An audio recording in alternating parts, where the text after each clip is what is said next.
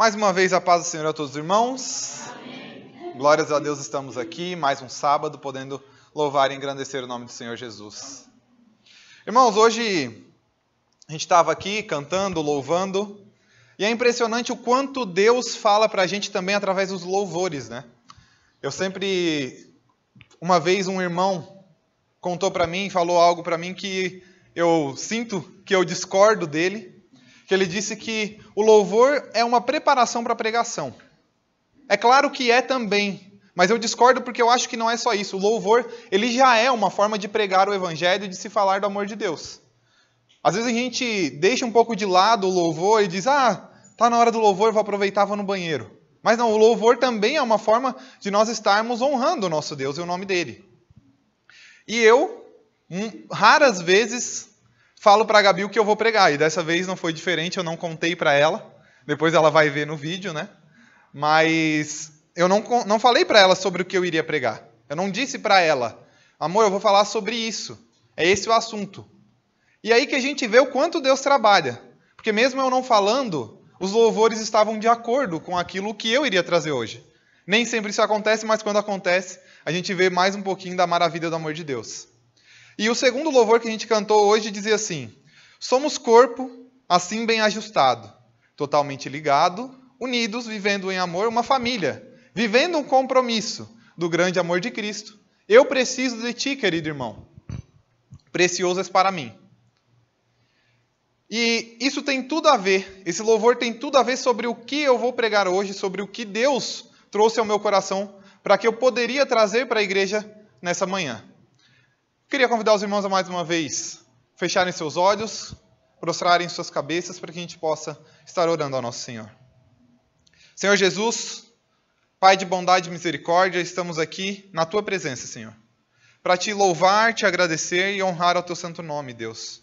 Pois Tu és um Deus maravilhoso e grandioso e mostra o Teu poder, a Tua força, tanto nas pequenas coisas como nas grandes também, meu Pai.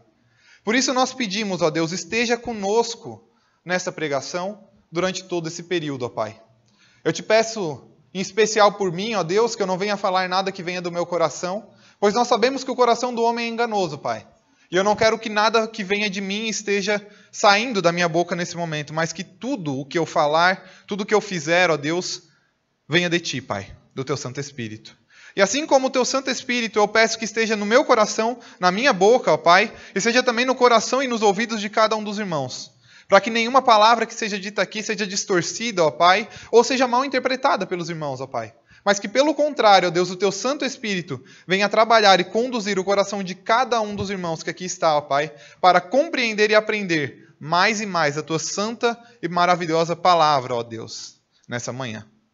Por isso eu te peço, ó Deus, encarecidamente por cada um, tanto os que estão aqui presentes como aqueles que vão ouvir futuramente num vídeo, ó Pai. Independente de onde estiverem, Senhor. Que o Senhor esteja abençoando, em nome de Jesus Cristo. Amém, Senhor. Quero convidar os irmãos a abrirem as suas Bíblias no livro de Filipenses, no capítulo 1.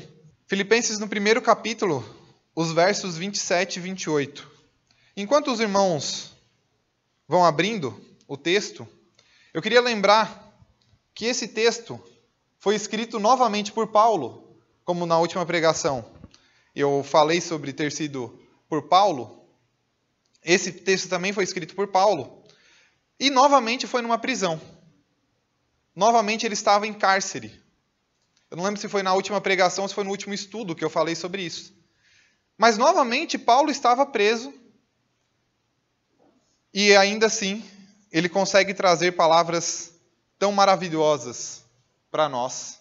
E de tanta força e de tanto conforto para nós. Amém? Amém? Filipenses 1, a partir do verso 27, nós vamos ler o verso 27 e o 28. Diz assim: acima de tudo, vivam de modo digno do evangelho de Cristo, para que, ou indo até aí para vê-los, ou estando ausente, eu ouça a respeito de vocês, que estão firmes em um só espírito, como uma só alma, lutando juntos pela fé do Evangelho. E que em nada se sentem intimidados pelos adversários, pois o que para eles é prova evidente de perdição, para vocês é sinal de salvação, e isto da parte de Deus. Amém. Glórias a Deus. Irmãos, eu sempre fui alguém que observa muito. Eu não sei se os irmãos já notaram, mas eu sou uma pessoa que eu me distraio muito fácil, com muita facilidade. Às vezes eu estou fazendo algo no meu trabalho e de repente eu olho para um lado, daqui a pouco já me distraio. Eu não sei se mais alguém compartilha desse mesmo problema, mas sou uma pessoa que me distraio com muita facilidade. Só que isso tem uma vantagem também. Pessoas que se distraem com muita facilidade conseguem perceber muitas coisas ao seu redor. Cada coisinha chama atenção. Às vezes você não quer estar prestando atenção na mosca que está passando aqui do seu lado, mas você presta atenção e aquilo você consegue perceber algo diferente. E eu, quando mais jovem, era pior ainda. Porque criança, você não tem muito compromisso. E aí você começa a perceber e olhar cada coisa que está ao seu redor. E uma das coisas que eu sempre costumei ver, sempre costumei observar, foram as formigas. E agora, eu acredito que todos os irmãos provavelmente já observaram um pouco das formigas e já devem ter percebido aquilo que eu vou dizer para os irmãos. As formigas, elas trabalham de uma forma que é incrível. Não sei se os irmãos já perceberam, mas o formigueiro, ele não é feito sozinho. Não é do nada aquele monte se constrói. Elas precisam trabalhar para construir. Existem vídeos, existem reportagens que mostram como elas constroem. E é pouco a pouco, é pedacinho por pedacinho. E aquilo que a gente vê como uma obra pequena por fora, chega a ter 7, 8, 10 metros de profundidade. Então é uma estrutura enorme. Além disso, se a gente for olhar para as formigas trabalhando, elas nunca estão sozinhas. Quando você vê as formigas saindo do formigueiro, elas saem tudo enfileiradinha, uma na frente da outra, andando, e daqui a pouco uma pega uma folha, daqui a pouco volta, e todas estão em ordem, em organização, andando com uma fileira, como aquelas crianças que você manda, vamos para o refeitório, e anda todas em fileirinha indiana, uma na frente da outra. As formigas, elas têm essa ordem, elas têm essa organização, elas têm essa unidade de todas se ajudarem. E elas vão buscar alimentos, elas vão fazer o seu formigueiro, elas vão trabalhar. Existem estudos que mostram que uma formiga pode até mesmo alimentar uma outra. Uma comeu, a outra está passando fome, está passando necessidade, a outra chega para a sua outra formiga companheira e pode passar o alimento que ela já comeu e dar para aquela que está em necessidade. Olha o nível de unidade, de força que esses animais conseguem ter. Olha até que ponto chega essa união de animais tão frágeis e tão insignificantes para nós seres humanos, que muitas vezes a gente apenas olha como animais desprezíveis, que vão nos picar, vão nos machucar, vão nos fazer mal, mas na verdade elas conseguem nos trazer uma lição muito grande. Elas conseguem nos trazer algo muito forte, que é a união por um propósito. Todas elas estão trabalhando fortes, unidas, porque elas têm um propósito. Seja procurar alimentos para que no inverno elas não precisem sair para buscar mais alimento. Seja construir um formigueiro forte para que elas não sejam atacadas. Seja talvez alimentar um ao outro. Mas todas estão unidas. Todas buscam o mesmo propósito. Todas têm um mesmo objetivo. E as formigas, elas sabem como viver como formigas. Porque é como se tivesse algo no DNA dela, algo no espírito dela, no coração dela, que ela sabe como se guiar, como viver como sendo uma formiga. Você nunca vai ver uma formiga querendo sair por aí e trabalhar, pegar um ônibus para ir para outro lugar. Você não vai ver uma formiga querendo viver como uma onça. Você vai ver uma formiga sendo uma formiga. Ela vai saber onde é o formigueiro dela, ela sabe onde estão os alimentos dela, e ela vive como uma formiga. Ela busca ser a melhor formiga que ela pode ser. Separadas por classe, separadas por aquelas que vão defender o seu formigueiro, separadas por aquelas que vão buscar alimentos, mas elas buscam de uma forma ser o melhor que elas podem ser naquilo que elas são. Mas o que isso tem a ver com a vida cristã? O que isso tem a ver com a gente? Paulo, quando ele escreve esse texto, ele já começa no versículo 27 dizendo assim: acima de tudo, vivam de modo digno do evangelho de Cristo. a gente precisa se atentar sobre como a gente está vivendo a nossa vida. Como será que eu e você temos vivido o nosso dia a dia? Como tem passado o nosso coração, o nosso espírito, dentro dos nossos nosso dia a dia? Como assim? Qual é a nossa prioridade? Como nós vivemos como um cristão? Se aqui fala, se acima de tudo nós devemos viver de um modo digno do Evangelho, o que isso significa? Significa viver para Cristo. Significa exatamente aquilo que Paulo diz que viver para mim é Cristo e o morrer é ganho, é lucro.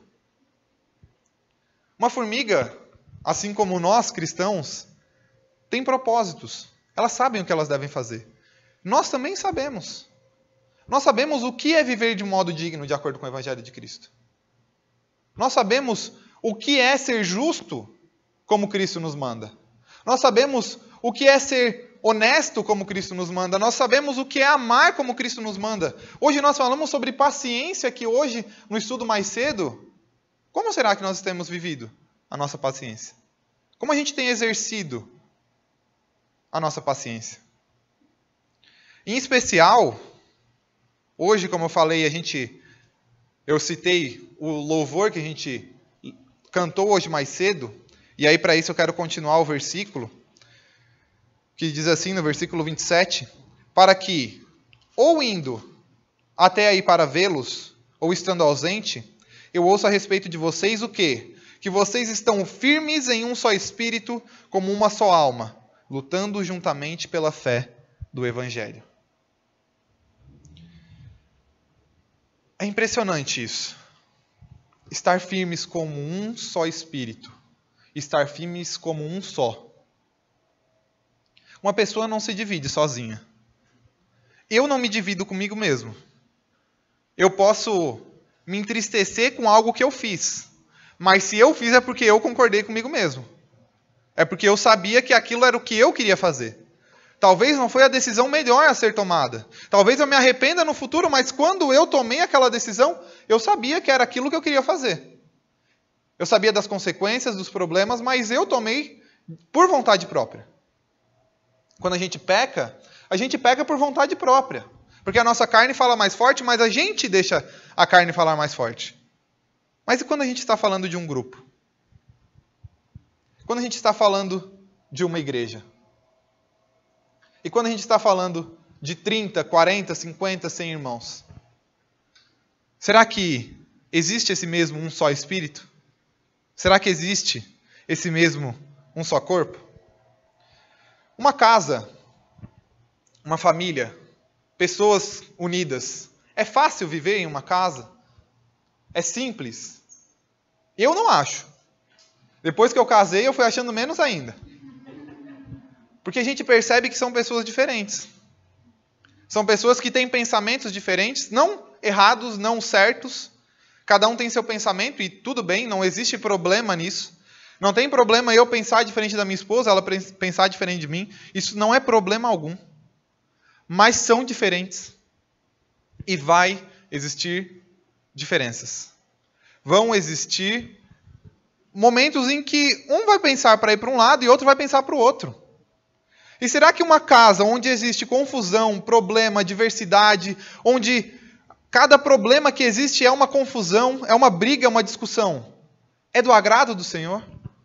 É uma casa que vai, digamos assim, prosperar, e eu não digo aqui prosperar no sentido financeiro, mas prosperar no sentido bíblico, de ser uma casa que cresce, que busca fazer o Evangelho, busca viver de um modo digno de Jesus? Será que isso é possível? E aí, para isso, eu quero que os irmãos abram comigo no livro de Marcos, o capítulo 3, o verso 24 e 26. E falando sobre esse contexto desse versículo, Cristo estava sendo acusado de expulsar demônios. Como assim Cristo estava sendo acusado? Sim, ele foi acusado de expulsar demônios, o que ele realmente fez, mas eles estavam dizendo que ele estava expulsando demônios em nome de outro demônio, de um demônio muito maior, do Beelzebu, o demônio dos demônios. Eles estavam acusando Cristo de estar fazendo algo em nome do próprio diabo. Só que aí Cristo dá uma resposta que é esplêndida, que é maravilhosa. Em Marcos 3, no versículo 24, diz assim: se um reino estiver dividido contra si mesmo, tal reino não pode subsistir. Se uma casa estiver dividida contra si mesma, tal casa não poderá subsistir. Se Satanás levantou contra si mesmo e está dividido, não pode subsistir. E esse é o seu fim. O que tem a ver o que Cristo falou aqui? Se ele está falando sobre demônios, por que a gente está falando sobre a nossa casa está dividida? A nossa casa tem demônio? Não, não é isso. Muito pelo contrário. Aqui Cristo nos dá uma lição tão grandiosa, mas tão maravilhosa, que a gente vai além. Aqui Cristo está falando, se o próprio Satanás, o próprio diabo, se ele não pode existir, não pode se manter firme, se estiver dividido, ele que é o rei da confusão, ele que é o rei da desgraça, ele que é o príncipe dos reinados da maldade, ele que quer ver todo mundo destruído, ele quer ver a minha casa destruída, a minha casa em confusão. Ele quer ver a casa de cada um dos irmãos dividida.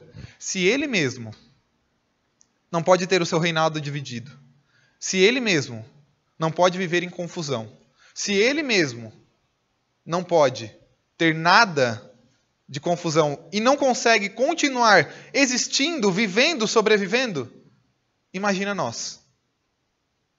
Imagina a gente. Se nós vivermos em destruição, se nós vivermos divididos, cada um com um pensamento, cada um com um propósito, cada um pensando de uma forma, vivendo de uma forma diferente, o que será de nós? Como vai ser a nossa vida? Como será a nossa casa? Se o próprio Satanás não consegue ter um reino dessa forma, imagina a gente. Se ele, que é a pessoa que mais gostaria de ver cada um vivendo dessa forma. Então, a gente tem que pensar que quanto mais a gente estiver longe dos propósitos, do pensamento, da vida realmente um do outro, mais longe a gente está de Cristo. Mais longe a gente está dos propósitos do Senhor para a nossa vida. E isso não quer dizer que a gente não vai ter divergências. Isso não quer dizer que todas as vezes a gente vai viver unidos em um pensamento só e que nada vai acontecer e que não vai ter algum problema ou alguma divergência de pensamentos. Aqui, a maioria dos irmãos é casados, ou então está numa família, ou tem pais, mães, irmãos, e sabe que uma casa é realmente pensamentos diferentes, cada um às vezes dá uma opinião. Vamos decidir, onde é que a gente vai almoçar hoje à tarde? O que a gente vai fazer hoje à noite? Eu quero X, eu quero uma pizza, eu quero um sushi. Nossa, existem divergências de pensamentos, e como que a gente chega num consenso? Como que a gente chega em algo de acordo? Existe isso na vida cristã. E não é diferente na vida da igreja. Não é diferente no nosso dia a dia como ser humano, como cristão. A vida de igreja é apenas um reflexo daquilo que a gente já vive no nosso dia a dia. Mas como diz aquela música que a gente cantou, nós somos corpos. Bem ajustado, totalmente ligado. E o que um corpo faz? Um corpo, ele respeita a sua cabeça. A cabeça da igreja é Cristo. A cabeça daquilo que nós estamos fazendo é o nosso Senhor Jesus Cristo. É o nosso Deus. É claro que nós temos que viver num propósito que busque a Ele. Nós precisamos viver de uma forma que Ele seja o nosso mestre, o nosso rei. Mas isso não é fácil. Porque muitas vezes, o que eu penso ser o propósito de Cristo para a igreja, não é o que os irmãos pensam. Não é o que a Daisy pensa. Talvez a gente tenha divergências nesse meio do caminho. Não tem problema eu querer pizza hoje à noite e a Gabi querer sushi. A não ser porque ela está grávida, aí tem problema. Mas fora isso, não teria problema. As pessoas vão ter divergências. Mas viver numa forma de vida cristã é talvez ceder também. É deixar de lado o orgulho de achar que somente a nossa forma de pensar e de viver a vida é a certa. É eu chegar para a Gabi e dizer, tudo bem, hoje a gente pode comer o sushi. Semana que vem a gente come a pizza. Não tem problema nisso. Ou talvez a gente chegar na igreja e dizer, irmão, hoje eu estou precisando de uma ajuda. Hoje eu estou precisando de alguém para me fortalecer. E saber que vai ter alguém, porque você também fortaleceu uma pessoa em outro momento. Não é fácil. Viver como um cristão, viver uma vida de família cristã não é fácil. Viver um modelo de igreja não é fácil, não é simples. Mas é a única forma de vivermos uma vida digna de ser vista por Deus e Ele se agradar daquilo que nós estamos fazendo. A igreja precisa viver também o mesmo propósito e o mesmo pensamento em tudo que faz e em tudo que vive. Lá em 1 Coríntios, no capítulo 1, verso 10, diz assim, irmãos, pelo nome de nosso Senhor Jesus Cristo, peço-lhes que todos estejam de acordo naquilo que falam e que não haja divisão entre vocês. Pelo contrário, que vocês sejam unidos no mesmo modo de pensar e no mesmo propósito. E como a gente falou, é quase impossível isso acontecer. É quase impossível que todas as vezes tudo aconteça de uma forma em que todos estão em perfeita união. Logo mais, a gente vai ter a construção da nossa igreja. E aí, nesse momento, a gente vai ter que tomar decisões. E a primeira decisão talvez seja, vamos pintar a parede. Vamos pintar a igreja. E qual cor vai ser? Ah, eu quero azul, eu quero bege, eu quero branco. Ah, eu já gosto do preto. Pois então, como que a gente entra num acordo? Por que não está todo mundo no mesmo pensamento? Por que não estamos todos pensando da mesma forma? Se Paulo aqui disse, irmãos, que vocês estejam todos de acordo naquilo que vocês façam, que estejam todos unidos no mesmo modo de pensar. Às vezes a gente vai ter pensamentos diferentes, mas o nosso propósito deve ser o mesmo. Independente da cor da parede da igreja, independente da porta, se vai ser de madeira, se vai ser de ferro, independente se tem grade ou não tem, independente do que nós vamos fazer, independente se o evangelismo vai ser na praça ou se talvez a gente vá em outra cidade. Independente do que nós vamos fazer, nós sabemos que o nosso propósito é o mesmo. Quando Paulo estava escrevendo essa carta para os irmãos de Corinto, da igreja de Corinto, eu acho que todos sabem que é uma das igrejas mais problemáticas que nós encontramos na Bíblia. E essa igreja, ela havia divisão de todas as formas. Um pensava uma coisa, outro já pensava outra, daqui a pouco entrava uma apostasia, daqui a pouco entrava uma coisa errada dentro da igreja. Irmãos, vamos ser sinceros. O que falta para as igrejas do dia de hoje acontecer isso? Eu não estou dizendo da Igreja Batista Sétimo Dia de Campinas. Estou falando das igrejas em geral. Quantos erros, quantas pessoas em divisão, quantas igrejas trazendo coisas erradas, falsos ensinamentos, falsas promessas para dentro das igrejas, pregando aquilo que não está na palavra de Deus, usando a palavra de Deus como fonte de lucro. Quanto disso a gente vê? E o quão fácil é que as igrejas voltem para o estado em que Corinto estava. O quão simples é que Corinto volte a ser as igrejas dos dias de hoje. É muito fácil. Na verdade, já está acontecendo talvez até pior em alguns lugares. Porque as pessoas são manipuladas e pensam estar vivendo o evangelho, muitas delas, mas estão vivendo completamente fora do que Cristo ordenou. E nós precisamos saber que, independente do que o irmão do seu lado pensa, do que o irmão está pensando sobre assuntos mínimos, como a cor da parede ou como o local onde vai ser feita a igreja, se vai ser num bairro aqui do centro ou num bairro, sei lá, outro lugar de Campinas, Independente do local, ou independente da forma como vai ser, o nosso propósito tem que ser o mesmo. E aí, muitas vezes, cabe a nós aceitar a decisão que foi tomada. Cabe a nós, como igreja, saber ouvir o que o irmão está falando, o que o irmão está dizendo, e dizer: tudo bem, meu irmão, eu aceito o que você me disse. Eu não tenho o mesmo modo de pensar, eu não acho que talvez essa seja a melhor forma, mas o Senhor pode estar te usando nesse momento. Ser unidos em Cristo, ter essa união, ter essa perseverança que vem do Senhor, é saber que muitas vezes a gente não vai estar certo. É saber que o nosso coração pode ser enganoso, mas que nós estamos vivendo em um local onde as pessoas estão buscando, tanto quanto nós, uma vida melhor. Uma vida que vem de Deus. Algo que vem do alto. Algo que não vem daqui da terra.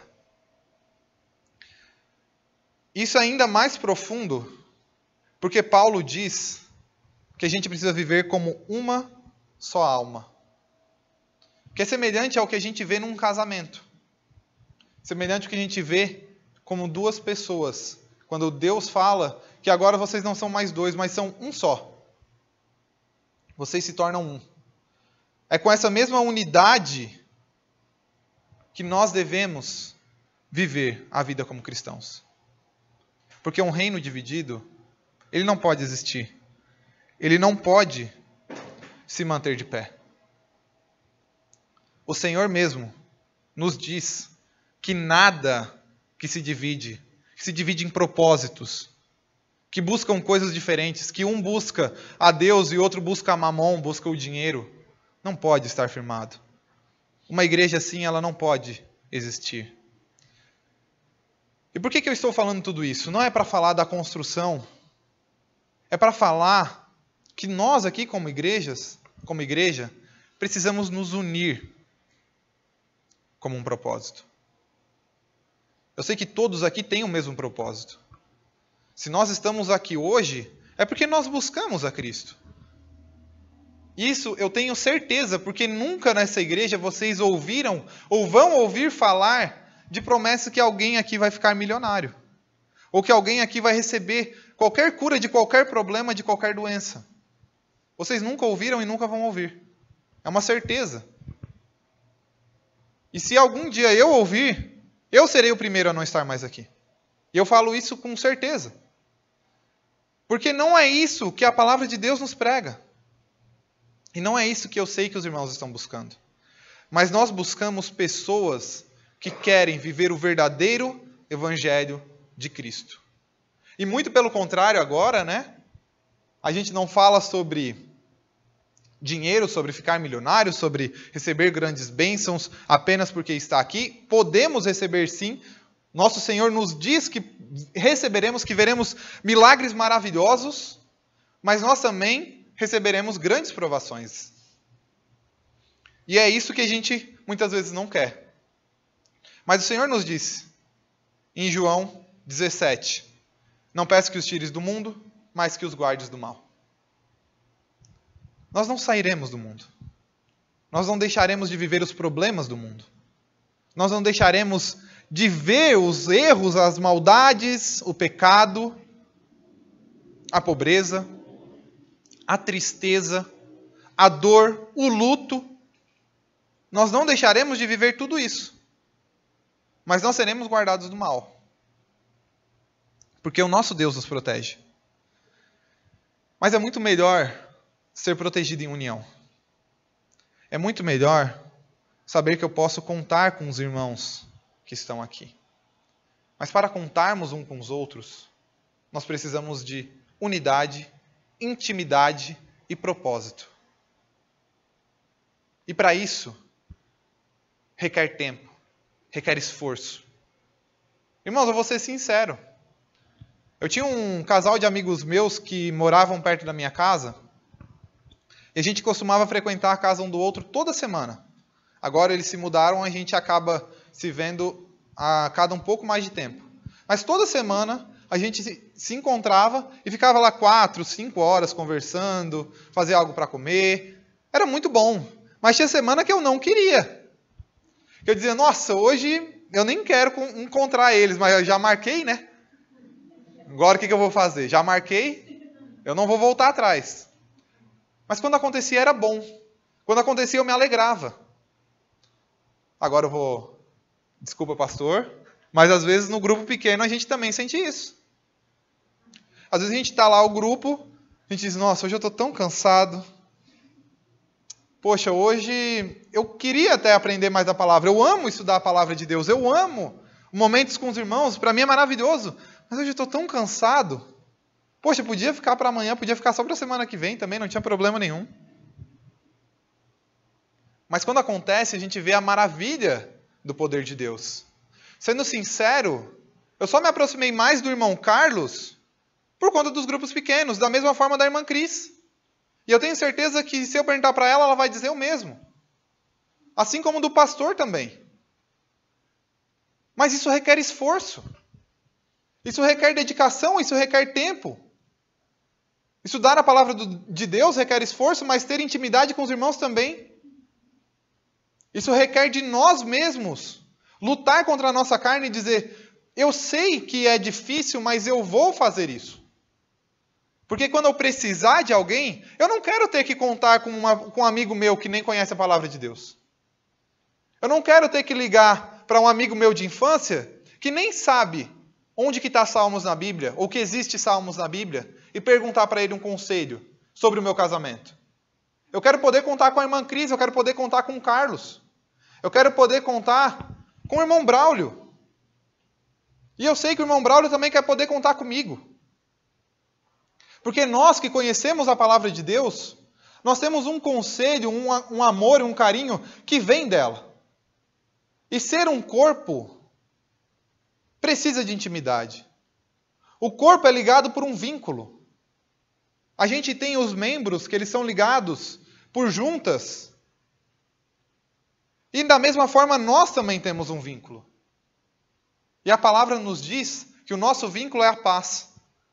É o amor. O amor vincula nós como irmãos. O amor nos une. O amor nos deixa como um só. Mas para isso precisa de dedicação. Porque assim como a gente já falou várias e várias vezes, e eu tenho certeza que isso não é novidade para ninguém, o amor é uma escolha. Nós escolhemos amar um ao outro. Ele pode crescer como algo natural, como uma mãe quando vê um filho, cresce como algo natural, mas também pode ser escolhido. Nós podemos escolher amar um ao outro. Nós escolhemos nos dedicar em amor. Em amor pela obra, em amor pelos irmãos, em amor por Deus. É uma escolha. E nós precisamos escolher o amor. Mas as escolhas têm suas consequências. E também o amor vai trazer suas consequências. E muitas vezes as consequências é perder tempo. E eu não digo perda de desperdício, mas perda de deixar de fazer as coisas que eram da nossa vida, algo que eu gostaria de estar fazendo, para fazer algo pelo meu irmão. Porque talvez, quando o irmão Braulio vier falar para mim sobre algo que está acontecendo na vida dele, eu não queria tanto assim ouvir. Mas quando eu quiser falar para ele, eu vou querer que ele me ouça. Porque o ser humano, ele é muito individualista. E nós precisamos deixar o nosso tempo de fazer as nossas coisas muitas vezes de lado para poder estar dando um apoio ao nosso irmão. Para poder suportar, como foi falado hoje mais cedo, o nosso irmão. E isso é ser um corpo. Isso é estar bem ajustado. E ajustado pelo vínculo da perfeição, que é o vínculo do amor. Porque uma casa onde cada um pensa de uma forma, cada um está dividido em um pensamento, em um propósito diferente, em uma vontade diferente, como se eu fosse buscar alguém do mundo para me aconselhar, para me ajudar, ela não pode subsistir. Ela não pode se manter de pé, de forma alguma. E é só quando nós conseguimos viver dessa forma, eu apoiando o irmão me apoiando, eu fortalecendo o irmão, e todos unidos por um mesmo vínculo de amor, é que a gente vai conseguir superar as barreiras, as tribulações, as dificuldades que Paulo nos diz no verso 28 de Filipenses capítulo 1. Que é assim: e que em nada se sentem intimidados pelos adversários, pois que para eles é prova evidente de perdição, para vocês é sinal de salvação, e isso da parte de Deus. Quando nós estamos unidos, nós temos coragem, motivação, força para conseguir enfrentar qualquer adversário.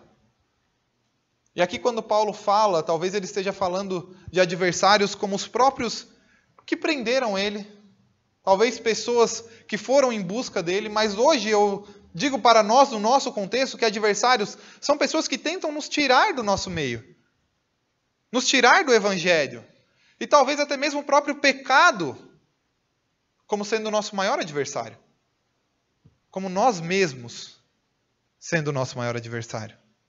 Eu sou o meu maior adversário. A minha maior luta é contra a minha própria carne. A minha maior luta é contra mim mesmo. A maior luta de cada um dos irmãos é chegar em casa e não fazer aquilo que mais dá vontade de fazer, que é o pecado. A nossa maior luta é isso. Cada um tem o seu pecado, cada um tem a sua vontade, o seu desejo. Talvez alguns sejam a bebida, talvez alguns sejam, sei lá, independente do que for, a fofoca, independente do pecado, cada um tem o seu pecado. Cada um tem aquilo que vai ter que lutar pelo resto da vida, talvez. Mas sabe de uma coisa? É muito mais fácil quando eu posso ligar para o pastor e dizer: pastor, me ajuda, eu acho que eu vou cair de novo. Ora comigo. Vem aqui em casa, fica comigo um tempo. Será que a gente consegue fazer isso? Será que a gente, como cristãos, e eu peço para os irmãos que reflitam sobre o coração de vocês, será que se eu precisar de alguém, eu consigo falar com alguém? Eu tenho essa intimidade de ligar: irmão, eu estou passando por isso, você me ajuda em oração? Irmão, eu estou quase voltando a cair nas bebidas, irmão. Você me ajuda? Será que eu tenho a intimidade a ponto de não ter vergonha, ou talvez mesmo tendo a vergonha, conseguir falar para o irmão isso? Ou será que falta para nós mais unidade? Porque se o propósito é Cristo, se o nosso alvo é Cristo, não importa a vergonha. A gente precisa deixar de lado todo e qualquer problema que nos tire para longe do nosso alvo. A formiga, quando está carregando a sua folha 10 vezes mais pesada que ela não importa de dizer: me ajuda aqui um pouquinho. Porque se ela passa fome, uma outra chega para ela e diz: está aqui o alimento que eu já comi, está aqui algo que eu já peguei para mim, era o meu nutriente, mas eu vou dar para você também. Será que aquilo que já nos alimentou, que é a palavra do Senhor, nós também alimentamos o próximo? Será que nós estamos deixando a alimentação mais pura e mais perfeita ser deixada de lado? Ou será que nós estamos alimentando o nosso irmão, assim como nós também já fomos alimentados um dia?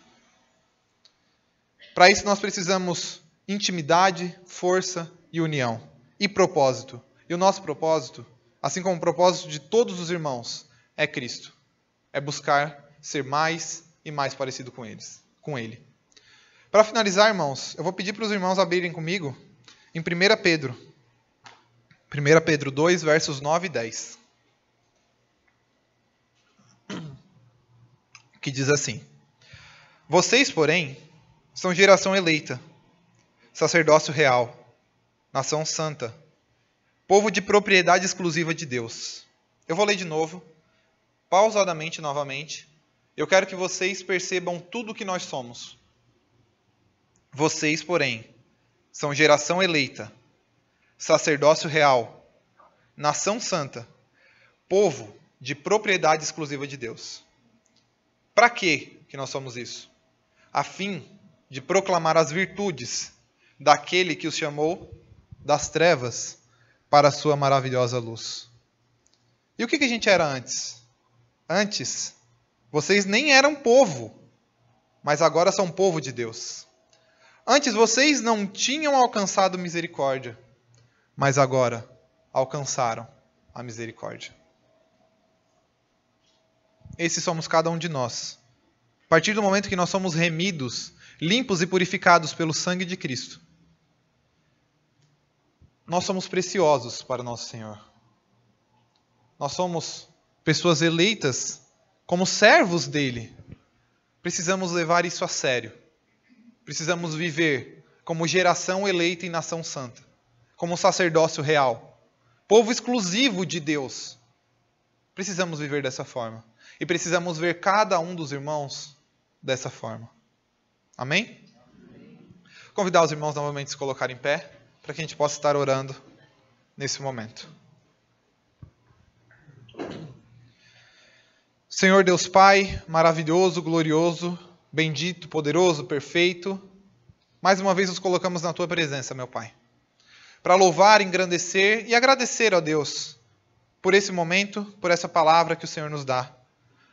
Pai, em Teu nome, ó Deus, que nós colocamos todo esse estudo e toda essa palavra, ó Deus. Nós sabemos, meu Deus, que sem Ti nós não seríamos nada, ó Pai.